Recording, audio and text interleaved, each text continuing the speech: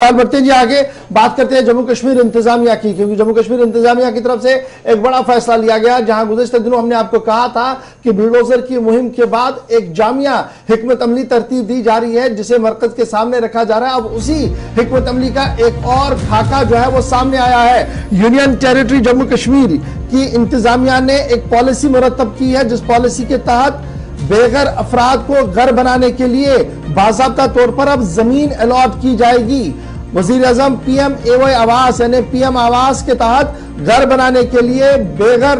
लोगों को जमीन फराहम की जाएगी, ताकि वो जम्मू कश्मीर के अंदर मकानात तामीर कर सके। और ये प्रोविजन जो है वो फाइनलाइज किया जा रहा है और फाइनल अप्रूवल इस सिलसिले में बहुत जल्द सामने आ सकती है। ये बात काबिल जिक्र है कि जो जमीनें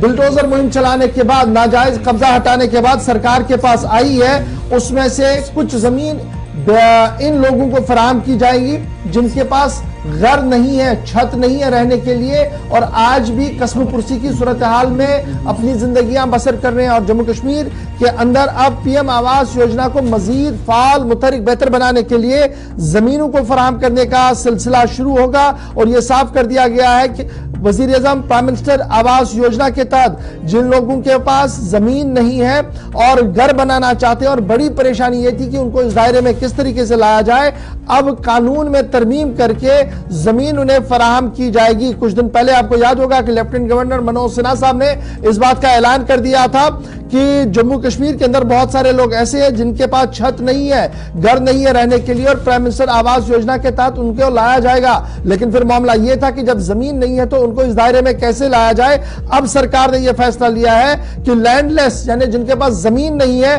उन्हें सरकारी इमदाद दी जाएगी, जमीन फराहम की जाएगी, ताकि वो PM आवास योजना के तहत अपने मकान तामीर कर सके। सरकार कानून बाज़ाब्ता तौर पर तहरीर कर दिया गया है, अप्रूवल के लिए एडमिनिस्ट्रेटिव काउंसिल को भेजा जा रहा है, और बहुत जल्द ये बड़ा ऐलान लेफ्टिनेंट गवर्नर मनोज सिन्हा की तरफ से कर दिया जाएगा, जिसके बाद बेघर लोगों को घर बनाने के लिए और आसानी होगी। इधर याद रखिएगा, करंट फाइनेंशियल ईयर यानी जो माली साल 2023-24 है, इसके तहत जम्मू कश्मीर के अंदर 40,000 नए घर बनाने का मंसूबा है वजीर आज़म आवास योजना के तहत। और वजीर आज़म आवास योजना के तहत जो घर बनाने हैं उनमें जो इंतहाई गरीब लोग हैं उनके लिए, और जो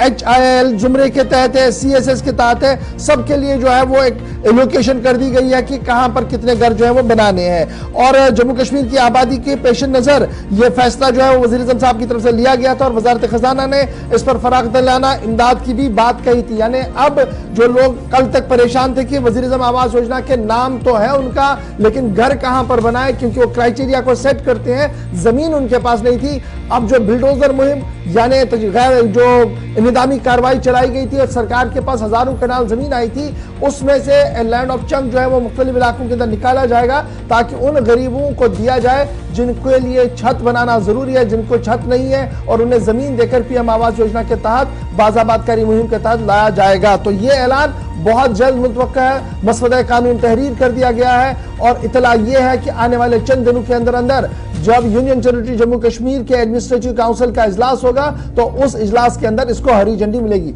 ये जो पार्ट है ये उस बड़ी फाइल का पार्ट है, उस बड़ी